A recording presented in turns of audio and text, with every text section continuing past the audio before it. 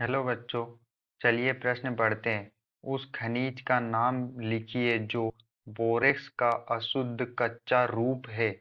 चलिए अब हम प्रश्न की मुख्य अवधारणा देख लेते हैं।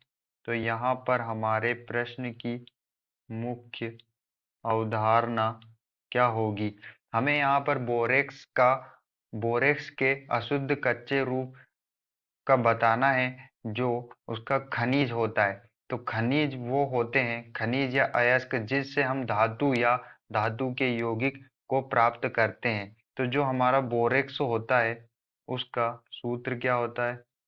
बोरेक्स बोरेक्स का सूत्र होता है N2B4O7 इंटू 10H2O।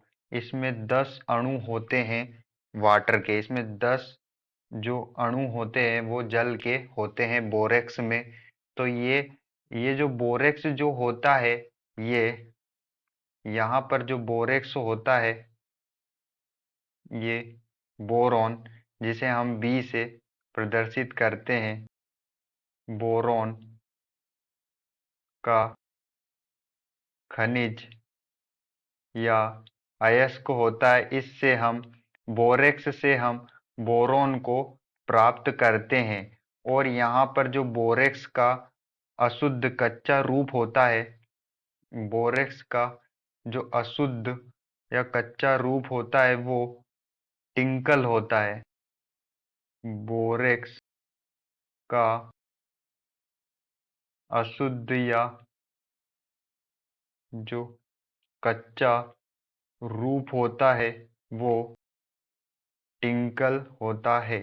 तो यहाँ पर जो टिंकल होगा वो बोरेक्स का अशुद्ध या कच्चा रूप होता है। और ये बोरेक्स या टिंकल जो होते हैं वो ये क्या होते हैं? बोरॉन के खनिज या अयस्क होते हैं। इनसे हम बोरॉन को प्राप्त कर सकते हैं। इससे हम खनिजों का या अयस्क का सांद्रण कर हम धातुओं को या धातु के यौगिक को प्राप्त करते हैं। तो यहाँ से हम बोरेक्स से हम बोरोन का सांद्रण करते हैं, बोरोन को प्राप्त कर सकते हैं। और बोरेक्स का जो अशुद्ध कच्चा रूप होता है वो टिंकल होता है। आशा करते हैं आपको समझ में आया होगा। धन्यवाद।